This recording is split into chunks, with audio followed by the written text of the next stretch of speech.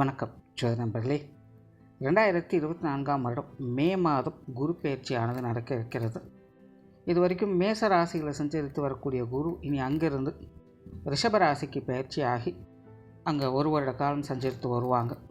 ரிஷப ராசியில் குரு இருக்கும் பொழுது அங்கே இருந்து கன்னி, விருச்சிகம் மற்றும் மகர ராசிகளுக்கு குருவினுடைய பார்வை பலம் கிடைக்கப்பெறும். தவிர இந்த முறை குருவுக்கு ராகுவினுடைய 3ஆம் பார்வையும் வருடத்தின் பிற்பகுதியில் சனியினுடைய பார்வையும் கிடைக்கப்பெறும். பொதுவான வகையில் இந்த குருவினுடைய அமைப்பு பெரும்பாலும் ஒரு சாதகமான பலன்களை கொடுக்க வல்லது. குறிப்பாக காலபுருஷனுக்கு 2ஆம் இடத்துல அடுத்து ஒரு வருட காலம் குருவினுடைய சஞ்சாரம் இருப்பதனால நாட்டினுடைய பொருளாதார வளம் அப்படிங்கிறது கொஞ்சம் அதிகரிக்கவே செய்யும். பொதுவான வகையிலேயே இந்த காசபண சமாச்சாரங்கள், பொருளாதார ரீதியான விஷயங்கள்லாம் பார்த்தீங்கன்னா இனி கொஞ்சம் அதிகமாக பேசப்படவும் செய்யும். தொழில் துறைகளில் நிறைய முன்னேற்றங்களையும் மாற்றங்களையும் எதிர்பார்க்கலாம். புதிய புதிய தொழில்நுட்பங்கள் உருவாவதற்கான வாய்ப்புகள் அதிகமாக இருக்கும். தொழில் வாய்ப்புகள், வேலை வாய்ப்புகள் போன்ற விஷயங்களை கொஞ்சம் அதிகரிக்கவே செய்யும். வெளிநாடு சம்பந்தப்பட்ட விஷயங்கள் மூலமாக சாதகமான பலன்களை எதிர்பார்க்கலாம். ஏற்றுமதி இறக்குமதி சார்ந்த விஷயங்கள் அனைத்தும் சிறப்பாக இருக்கும். ஆன்மீக துறை சார்ந்த விஷயங்களும் இனி சிறப்பாக இருக்கும். குறிப்பாக இந்த யோக சாதனாக்கள், ஆத்மபலம் போன்ற விஷயங்கள் இந்த காலகட்டங்களில் சிறப்பாக பேசப்படும். அறிவியல் தொழில்நுட்பங்கள் அப்படிங்கிறது அதிகரிக்க செய்யும். பொதுவான வகையிலேயே மக்களை பார்த்தோம்னா எதையுமே வெறுமனே நம்பாமல் ஆழ்ந்து சிந்தித்து செயலாற்றி வருவாங்க. இந்த மூட நம்பிக்கை சார்ந்த விஷயங்கள்லாம் பார்த்திங்கன்னா இந்த காலகட்டங்களில் கொஞ்சம் அடங்கி போகும் அப்படின்னு சொல்லலாம். மக்களுடைய பேச்சு திறன் அப்படிங்கிறது அதிகரிக்கும். பேச்சுத்துறை சார்ந்த விஷயங்களில் சாதகமான பலன்களை எதிர்பார்க்கலாம். ஸோ பொதுவான வகையில் இந்த குரு பயிற்சியானது பெரும்பாலும் ஒரு சாதகமான அமைப்புகளையே கொடுத்து வருது. பட் இந்த சனியினுடைய பார்வை மற்றும் ராகுவினுடைய பார்வைகள் கிடைக்கப்பெறதுனால குடும்பம் சார்ந்த விஷயங்களில் மக்களுக்கு சில இறுக்கமான சூழ்நிலைகள் அப்படிங்கிறது அவ்வப்போது வந்து போகும். அதாவது பொதுவாகவே எல்லாருக்குமே இந்த குடும்ப விஷயங்கள், காரியங்கள் அப்படிங்கிறது எதையும் எடுத்தோம் கூத்தோம் அப்படின்னு முடிக்க முடியாது. பார்த்து பக்குவமாக தான், அமைதியாக தான் ஹேண்டில் பண்ண வேண்டியதாக இருக்கும். குறிப்பாக குடும்பத்துக்குள்ளே இந்த வாய் நிதானம் அப்படிங்கிறது அதிகமாக தேவைப்படும். அதாவது நிறைய பேர் பார்த்திங்கன்னா கண்ட்ரோல் இல்லாமல் கொஞ்சம் லூஸ் டாக் விட்டுடுவாங்க. அதனால் சின்ன சின்ன வார்த்தைகள் கூட குடும்பத்துக்குள்ளே பெரிய அளவில் மனஸ்தாபங்களை கொண்டு வரக்கூடும்.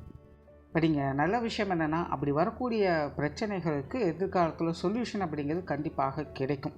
பட் இருந்தாலும் முடிஞ்ச அளவுக்கு கொஞ்சம் கண்ட்ரோலோடு இருக்கிறது இந்த குடும்ப விஷயங்கள், காரியங்களில் சாதகமான அமைப்புகளை ஏற்படுத்தும். விவசாயம் சார்ந்த விஷயங்கள் சற்று முன்னேற்றத்தோடு இருக்கும். கல்வி, வித்தை சம்பந்தப்பட்ட விஷயங்களில் சில மாற்றங்கள் அப்படிங்கிறது இந்த காலங்களில் ஏற்படும். எஜுகேஷன் சார்ந்த விஷயங்கள்லாம் பார்த்தீங்கன்னா பெருசாக டெவலப்மெண்ட் அப்படிங்கிறதுக்காது, பட் சின்ன சின்ன சேஞ்சஸ் அப்படிங்கிறது ஏற்படும். தங்கம் போன்ற ஆபரணம் சார்ந்த விஷயங்கள்லாம் பார்த்திங்கன்னா இந்த காலகட்டங்களில் கொஞ்சம் ஏற்றத்தோடையே இருக்கும்.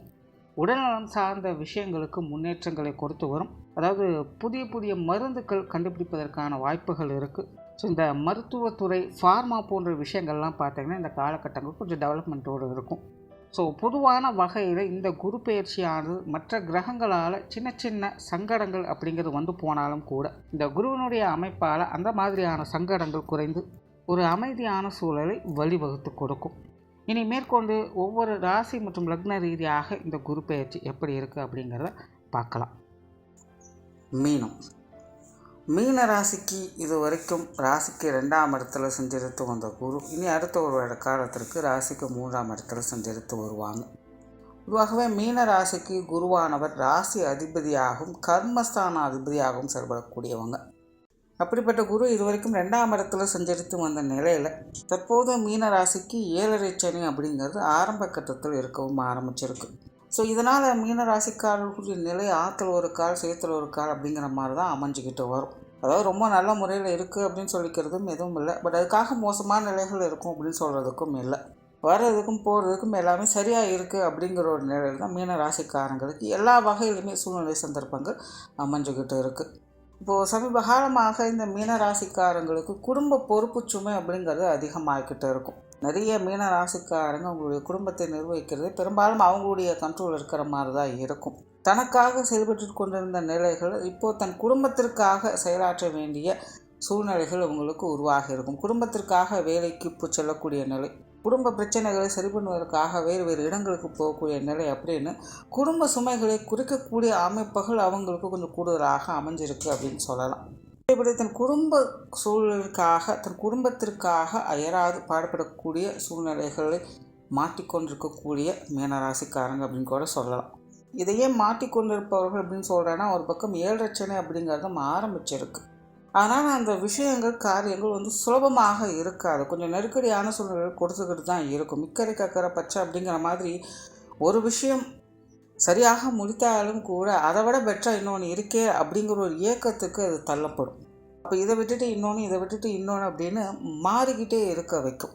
ஸோ இது மெயினாக குடும்ப விஷயங்கள் காரியங்கள் ஒரு மாதிரியான சஞ்சல நிலையை இந்த மீனராசிக்காரங்களுக்கு ஏற்படுத்தி கொண்டிருந்தது. பட் அதே போல் இந்த மாதிரியான சிக்கல்கள் பிரச்சனைகளை சமாளிக்கக்கூடிய நிலைகளையும் அது கொடுத்துக்கிட்டு தான் இருக்குது. அதாவது ஒரு பழமொழி சொல்லுவாங்க, பிள்ளையும் கீழே விட்டுட்டு தொட்டிலேயே மாட்டி வர்றது அப்படிங்கிற மாதிரி. சூழ்நிலை சந்தர்ப்பங்களாக அமைதியாக சும்மாவே இருக்கலாம். பட் அப்படி இல்லாமல் ஏதாவது ஒரு பிரச்சனைகள் சங்கடங்களை உண்டாக்கி விட்டு அதற்கு ஒரு சொல்யூஷனை கொடுத்து எல்லாம் ஓகே ஆகிடுச்சு அப்படின்னு சொல்கிற மாதிரி தான் மீனராசிக்காரங்களுடைய நிலை இருக்குது. ஸோ அதுதான் ஆரம்பத்தில் சொன்ன மீனராசிக்காரங்களோட நிலையை பார்த்தீங்கன்னா எல்லாம் சூப்பராக இருக்குது அப்படின்னு சொல்கிறதுக்குள்ள, பட் அதுக்காக மோசமானதும் இல்லை, எப்படியோ சமாளிச்சுக்கிட்டு இருக்கேன் அப்படிங்கிற ஒரு நிலையில் தான் மீனராசிக்காரங்க இருந்துக்கிட்டு வர்றாங்க. ஸோ இது எல்லாத்துக்கும் மேஜர் காரணம் என்ன அப்படின்னு பார்த்தீங்கன்னா, இந்த சனி மற்றும் குருவினுடைய அமைப்பு தான். ஒரு பக்கம் சனி சங்கடங்களையும் விரயங்களையும் அலைச்சலும் கொடுத்து கொண்டு வந்தது. இன்னொரு பக்கம் 2ஆம் இடத்துலேருந்து வந்த குரு அது மாதிரியான சஞ்சலங்களையும் தவிர்த்து கொண்டு வந்தது. இப்போ அப்படிப்பட்ட நேரில் குரு 2ஆம் இடத்துலேருந்து 3ஆம் இடத்துக்கு செல்கிறாங்க. 3ஆம் இடம் அப்படிங்கிறது மறைவுஸ்தானமாகவும் கருதப்படுது. பொதுவாகவே ராசி அதிபதி லக்ன அதிபதியெல்லாம் 3ஆம் இடத்துல மறைகிறாங்க அப்படின்னாலே அது ஒரு மாதிரியான கலவையான பலன்களை தான் கொடுக்கும். ஒரு பக்கம் தன்னம்பிக்கை, தைரியம், வீரியம் போன்ற விஷயங்கள் அதிகரிக்கும். எதற்கும் சோர்ந்து போகாமல் முன்னேறி போகக்கூடிய அமைப்புகளை, எதையும் விடாமுயற்சியோடு செயல்படக்கூடிய அமைப்புகளையும் உத்வேகத்தையும் அது கொடுக்கும். எதற்கும் தோண்டு போக விடாது, எதாக இருந்தாலும் பார்த்துக்கலாம் அப்படிங்கிற அந்த மைண்ட் செட் இருக்கும். ஆனால் விஷயங்கள் காரியங்கள் அப்படின்னு வரும்பொழுது அது எதுவுமே சுலபமாக இருக்காது. அதில் ஏதாவது ஒரு சங்கடங்களும் பிரச்சனைகளோ அலைச்சல்களோ விரயங்கள் செலவுகள் போன்ற விஷயங்களோ இழுத்து கொண்டு தான் வரும். அதே போல் 3ஆம் இடத்துல இந்த ராசி அதிபதி லக்ன அதிபதிகள்லாம் வரும்பொழுது தனக்கு அப்படின்னு எதையுமே செயல்படுத்திக்க முடியாது. மற்றவங்களுக்காக உதவிகரமாக பல விஷயங்களும் செய்து கொடுக்கலாமே அல்லாமல் சுயநலத்தன்மையோடு எதையுமே செய்ய முடியாது. தனக்காக அப்படின்னு எதையுமே எடுத்துக்கவே முடியாது. அப்படி ஒரு சூழ்நிலைகள் இது கொண்டு வந்து விட்டுரும். ஆனால் அதே காலகட்டங்களில் இவங்க மூலமாக மற்றவங்க பயனடைவாங்க, மற்றவங்க இவங்களை பாராட்டவும் செய்வாங்க. இப்படி ஒரு வினோதமான சூழ்நிலைகள் பார்க்கும்போது தன்னாலே இங்கே தனக்குன்னு எதையும் பண்ணிக்க முடியல அப்படிங்கிற ஒரு சூழ்நிலைகளில் அவங்க இருப்பாங்க. ஆனால் இவங்களால் மற்றவங்களுக்கு உதவி உபயோகம் அப்படிங்கிறது இருக்கிறது ஆறுதலாகவும் ஆச்சரியமாகவும் அது அமையும். இந்த மாதிரி 3ஆம் இடத்துல வரக்கூடிய கிரகங்கள் சில வினோதமான விஷயங்களை செய்ய வைக்கும். தவிர கிரகாதிபத்திய வகையிலும் குரு 3ஆம் இடத்துல வர்றது அப்படிங்கிறது ஒரு நியூட்ரலான அமைப்பை தான் கொடுக்கும். ஸோ ஸ்தான பலன் அடிப்படையிலும் சரி, கிரகாதிபத்திய வகையிலும் சரி, குருவனுடைய அமைப்பு அப்படிங்கிறது முழுவதுமாக மீன ராசிக்கு இப்போ கொஞ்சம் மந்த நிலைகளை தான் செயல்படுது. அதுவும் ஆரம்பத்தில் சொன்ன மாதிரி எதுவும் தனக்கு அப்படின்னு செயல்படுத்திக்க முடியாது. இந்த காலகட்டங்கள் உங்களால் மற்றவங்களுக்கு பிரயோஜனமாக இருக்கும். உங்களுக்கு அதற்குண்டான உத்வேகத்தையும் வீரியத்தையும் கொடுக்கும். உங்களுடைய கண்ட்ரோலில் தான் எல்லா விஷயங்களுமே இருக்கும். நிறையா வேலை சுமைகள் அப்படிங்கிற அந்த காலகட்டங்கள் ஏற்படும். நிறைய பொறுப்பு சுமைகள் உங்கள் மேலே ஏற்படும். அது குடும்ப விஷயங்களாகட்டும், வேலை செய்யக்கூடிய இடங்களாகட்டும், இல்லை நீங்கள் வேறு ஏதாவது ஸ்தாபனங்கள் இருக்கீங்க, அந்த மாதிரி எப்படி இருந்தாலும் சரி, உங்களை சுற்றி ஒரு 4 பேர் இருக்காங்க அப்படின்னா அவங்களுக்கு உண்டான அந்த பொறுப்பு சுமைகள் அப்படிங்கிறது உங்களுக்கு ஏதாவது ஒரு வகையில் வந்து சேரும். பட் அதற்குண்டான நன்மைகள் அப்படிங்கிறது தனிப்பட்ட முறையில் உங்களை விட மற்றவர்களுக்கு தான் அதிகமாக இருக்கும். ஸோ அதையை வச்சு நீங்கள் பயன்பெறக்கூடிய அமைப்புகளை தான் இந்த குரு பெயர்ச்சி மீனராசிக்காரங்களுக்கு கொடுக்குது. ஆகையினால் மீனராசிக்காரங்க இந்த காலகட்டங்களில் எந்த அளவுக்கு மற்றவர்களுக்கு உதவிகரமாகவும் உபயோகமாகவும் இருந்து வரீங்களோ அந்த அளவுக்கு நீங்களும் நன்மைகளை பார்க்க முடியும். மற்றவங்களுடைய சப்போர்ட்டு தான் இந்த காலகட்டங்களில் உங்களுக்கு உறுதுணையாக மாறும். ஸோ மற்றவங்களுடைய சப்போர்ட்டை பெறணும் அப்படின்னா நீங்கள் மற்றவங்களுக்கு பிரயோஜனமாக எதையாவது சொல்லணும். ஸோ இப்படி ஒரு கொடுக்கல் வாங்கல் முறைகளில் தான் சாதகமான அமைப்புகளை பார்க்க முடியும். ஆகையினால் தனிப்பட்ட முறையில் நீங்கள் எடுக்கக்கூடிய விஷயங்கள் காரியங்கள் முயற்சிகள் போன்ற விஷயங்கள் எல்லாமே இந்த காலகட்டங்களில் கொஞ்சம் மந்தமாகத்தான் இருக்கும். ஸோ மீனராசிக்காரங்க முடிஞ்ச அளவுக்கு உடன் இருப்பவங்க கொஞ்சம் அனுசரித்து வர்றது நல்லது. தொழில் வேலை உத்தியோகம் சார்ந்த விஷயங்கள் இந்த காலகட்டங்கள் கொஞ்சம் சாதகமான அமைப்புகளை கொடுத்து வருது. தொழில் விஷயங்களில் முன்னேற்றம் தரக்கூடிய அமைப்புகளை எதிர்பார்க்கலாம். சில லாப ஆதாய அமைப்புகள் அப்படிங்கிற வகையில் வரும். ஏன்னா கிட்டத்தட்ட ஒரு 5-6 வருடங்களுக்கு மேலாகவே இந்த மீனராசி மீன லக்னக்காரங்களுக்கு தொழில் வேலை உத்தியோக ரீதியாக பெருசாக எந்த ஒரு டெவலப்மெண்ட்டும் இல்லை அப்படிங்கிற ஒரு மனக்குறை இருந்துக்கிட்டு தான் இருக்குது. முதல்லலாம் பார்த்திங்கன்னா ஆரம்ப காலகட்டத்தில் நிறைய பேருக்கு இது வேலை வாய்ப்புகள், தொழில் வாய்ப்புகள் போன்ற விஷயங்கள் எல்லாமே ஒரு கேள்விக்குறியாக இருக்கும். நிறைய பேர் எடுத்து மாற்றிடலாமா, வேறு வேலைக்கு போயிடலாமா அப்படிங்கிற எண்ணங்கள்லாம் இருந்திருக்கும். இப்போ சமீப காலமாக அந்த மாதிரியான சங்கடங்கள்லாம் தவிர்த்துக்கிட்டு ஓரளவுக்கு அப்படியே ஸ்டெபிள் ஆகி வந்துக்கிட்டு இருப்பாங்க. பட் இருந்தாலும் தொழில் வேலை உத்தியோக ரீதியாக பெருசாக லாபம் இல்லை, வருமானம் இல்லை, எதிர்பார்த்த அளவுக்கு திருப்திகரமான வேலைகள் இல்லை அப்படிங்கிற ஒரு மனக்குறை ஒரு பக்கம் போய்கிட்டு இருக்கும். இப்போ அந்த மாதிரியான சூழ்நிலைகள்லாம் கொஞ்சம் மாற ஆரம்பித்து உங்களுக்கான ஆதாயங்களையும் வருமானங்களையும் கொடுக்கக்கூடிய அமைப்புகள் ஏற்படும். ஸோ வேலை வாய்ப்புகள், தொழில் வாய்ப்புகள் போன்ற விஷயங்களும் ஒரு சாதகமான அமைப்புகள் இருக்குது. பட் இங்கேயும் முன்னாடி சொன்ன விஷயங்கள் தான், நீங்கள் எந்த அளவுக்கு மற்றவங்களை தேவைகளையும் புரிந்து கொண்டு செயல்படுத்திட்டு வர்றீங்களோ அந்த அளவுக்கு உங்களுக்கு நன்மைகள் அப்படிங்கிறது இருக்கும். தவிர புதிய வேலை வாய்ப்புகள், தொழில் வாய்ப்புகள் போன்ற விஷயங்கள் கூட இந்த காலகட்டங்களில் கொஞ்சம் சாதகமாகவே வேலை செய்து வெளியூர் மற்றும் வெளிநாடு சம்மந்தப்பட்ட விஷயங்கள் கொஞ்சம் மந்த நிலைகளில் தான் இருக்கும். கூடுதல் முயற்சி என்பது தேவைப்படும். இப்போ இந்த வெளியூர் வெளிநாடு சமாச்சாரங்கள் எல்லாம் பார்த்தீங்கன்னா தானாக அமையக்கூடிய விஷயங்களை எடுத்துக்கொள்வது நல்லது. நீங்களாக ரொம்பவுமே சிரமப்பட்டு முயற்சி பண்ணுறதை கொஞ்சம் தவிர்த்துக்கிறது நல்லது அப்படின்னு தான் சொல்லுவேன். பொருளாதாரம் சார்ந்த விஷயங்கள் சமாளிக்கக்கூடிய நிலைகளில் இருக்கும். ஆனால் ஒரு பக்கம் 7 லட்சம் அப்படிங்கிறது ஸ்டார்டிங் ஸ்டேஜில் இருக்குது. கண்டிப்பாக எவ்வளவுதான் வருமானம் இருந்தாலும் ஏதாவது ஒரு வகையில் விரயங்கள், செலவுகள் அப்படிங்கிறது ஏற்படும். மீன ராசிக்கு பெரும்பாலும் சுப விரயங்கள் தான் அதிகமாக இருக்கும். உங்களுடைய நீண்ட நாள் தேவைகளை பூர்த்தி செய்யக்கூடிய அமைப்புகள் அப்படிங்கிறது நிறைய பேர் இந்த வீடு, வாகனங்கள் கடன் வாங்கி செய்கிறது, இல்லைன்னா குடும்பத்துக்குள்ளே சுப விசேஷங்கள், சுப காரியங்கள், திருமண விஷயங்கள், புத்திரவாக்கிய அமைப்புகள், இந்த மாதிரியான சமாச்சாரங்கள், குழந்தைகளுக்கான சுப விசேஷங்கள், காரியங்கள் போன்ற விஷயங்கள்லாம் பார்க்கறது, குடும்பத்துக்கு தேவையான பொருட்களை வாங்கி மகிழ்றது, இந்த மாதிரியான விஷயங்கள் இருப்பதற்கான வாய்ப்புகள் அதிகம் இருக்குது. ஸோ பொருளாதாரம் அப்படிங்கிறது வரவுகள் ஒரு பக்கம் இருந்தாலும் செலவுகளும் இன்னொரு பக்கம் இருந்துக்கிட்டு இருக்கிறதுனால இது சார்ந்த விஷயங்கள் கொஞ்சம் வரவு செலவுகளை அனுசரித்து செயல்பட்டு வர்றது நல்லது. கடன் சார்ந்த விஷயங்களும் கூடுமான வரைக்கும் கொஞ்சம் குறைச்சிக்கிறது நல்லது. குடும்ப விஷயங்கள், காரியங்கள் ஒரு திருப்திகரமான சூழ்நிலைகளை எதிர்பார்க்கலாம். குடும்பத்துக்குள்ளே வரக்கூடிய சங்கடங்கள், சண்டை சச்சரவுகளுக்கு சில தீர்வுகள் கிடைக்கப்பெற்று வருவீங்க. குடும்ப உறுப்பினர்கள் வகையிலும் நிறைய மாற்றங்களை எதிர்பார்க்கலாம்.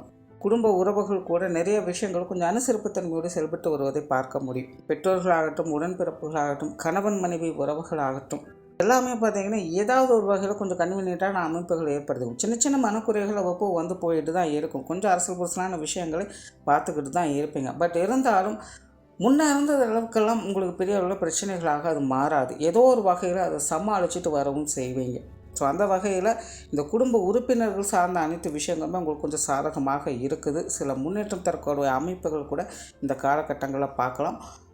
குழந்தைகள் சம்மந்தப்பட்ட விஷயங்களில் மட்டும் கொஞ்சம் கவனம் தேவைப்படும். சில விஷயங்கள், காரியங்கள் கொஞ்சம் தடை தாமதங்களோட, தேவையில்லாத விரயங்கள், செலவுகளோடு அமைவதற்கான வாய்ப்புகள் இருக்குது.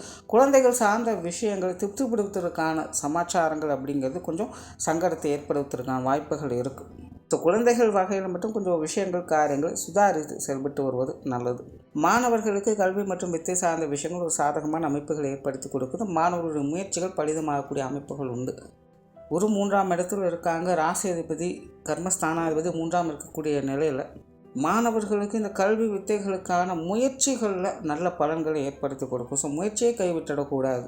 மாணவர்கள் எந்த அளவுக்கு சிரத்தையோடு இருக்காங்களோ அந்த அளவுக்கு இந்த காலகட்டங்களில் நன்மைகளை எதிர்பார்க்க முடியும். மாணவர்களுடைய தேவைகள் பூர்த்தி அடையவும் செய்யும்.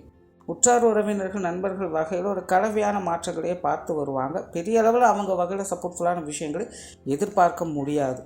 கூடுமான வரைக்கும் இந்த நண்பர்கள் வகையிலும் சரி, உறவினர்கள் வகையிலும் சரி, சூழ்நிலை சந்தர்ப்பங்கள் தகுந்த மாதிரி கொஞ்சம் அனுசரித்து போய்க்கிறது நல்லது. பொது விஷயங்கள் மற்றும் பொது காரியங்கள் வந்த சங்கடங்கள், அலைச்சல்கள் போன்ற விஷயங்கள் அந்த காலகட்டங்களில் கொஞ்சம் குறைவதற்கான வாய்ப்புகள் இருக்குது. வெளியிடங்களில் உங்களுக்கான மதிப்பு மரியாதைகள் அதிகரிக்கக்கூடிய காலகட்டமாக இருக்கும். சொத்துக்கள் மற்றும் வாகன ரீதியான விஷயங்கள் ஒரு அளவான அமைப்புகள் உண்டு. பூர்வீக சொத்துக்கள் சார்ந்த விஷயங்கள் கொஞ்சம் கவனத்தோடு செயல்பட்டு வருவது நல்லது. உடல்நலம் சார்ந்த விஷயங்கள் ஒரு கலவையான நிலைகளில் இருக்கும். ஸோ ஓரளவு இந்த குரு பயிற்சியானது மீனராசியை பொறுத்த வரைக்கும் எல்லா விஷயங்கள், காரியங்களும் ஒரு நியூட்ரலான அமைப்புகளையே பார்த்து வருவீங்க. முடிஞ்ச அளவுக்கு உடன் இருப்பவர்களை அனுசரித்து வருவதால் ஆதாயங்களை பெற்று வருவீங்க. நன்றி, வணக்கம், வாழ்க வளமுடன்.